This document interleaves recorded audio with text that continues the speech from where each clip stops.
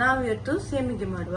ಇದಕ್ಕೆ ನಾನು 2 ಕಪ್ ಬೆಳ್ತಿಗೆ ಅಕ್ಕಿ ತಕೊಂಡಿದ್ದೇನೆ, ಮತ್ತೆ 1 ಕಪ್ ಕುಚ್ಚಲಕ್ಕಿ ತಕೊಂಡಿದ್ದೇನೆ. ಇದು ಚೆನ್ನಾಗಿ ಗ್ರೈಂಡ್ ಮಾಡಿದ ಮೇಲೆ ಹೀಗಾಗ್ತದೆ. ಇದು ಒಂದು ಎಣ್ಣೆ ಸವರಿದ ಪಾತ್ರೆಯಲ್ಲಿ ನಾವು ಹಾಕೋಣ.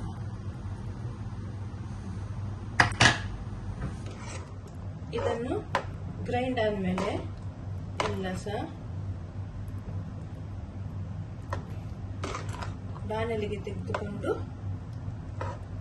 ಮತ್ತೆ ಚಂದ ಮಾಡಿ ಮಿಕ್ಸ್ ಮಾಡಿ ಗಟ್ಟಿ ಮಾಡಿ, ಅದು ಗಟ್ಟಿ ಆಗೋ ತನಕ ಕೈ ಆಡಿಸ್ತಾ ಇರಿ. ಮತ್ತೆ 1 ಪಾತ್ರೆ ನೀರು ಇಟ್ಕೊಂಡಿದ್ದೇನೆ.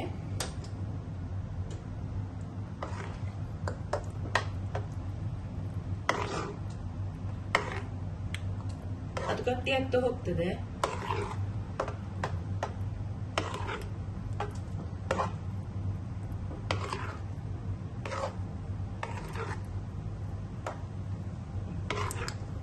ಇದು ಗಟ್ಟಿ ಆಯ್ತು. ಇನ್ನು ಇದನ್ನು ಕೆಳಗಿಡ್ಬೇಕು. ಕೆಳಗಿಟ್ಟು ಮತ್ತೊಂದ್ಸಲ ಮಾಡಿ ಕಲಸಿ ಮತ್ತೆ ಇದನ್ನು ಹೀಗೆ ರೌಂಡ್ ಮಾಡಿ, ನಿಮ್ಗೆ ಎಷ್ಟು ಬೇಕಾ ರೌಂಡ್ ಮಾಡ್ಬೋದು ಅಷ್ಟು ತಕೊಳ್ಳಿ. ಹೀಗೆ ಇಡಬೇಕು. ಬೇಕಿದ್ರೆ ಒಂದ್ಸಲ ಕೈಯನ್ನು ನೀರಲ್ಲಿ ಮುಳುಗಿಸಿ.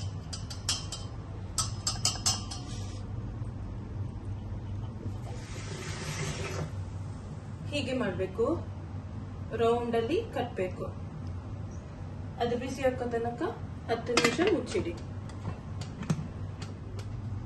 ಇನ್ನು ಇದನ್ನು ಒಂದಿದ್ರಲ್ಲಿ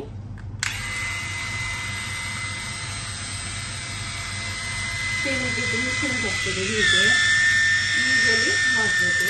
ಹಿಂದೆ ಸೇಮಿಗೆಲ್ಲ ಹೀಗೆ ಮಿಷಿನಲ್ಲಿ ಮಾಡಿದ್ರೆ ಸರಿ.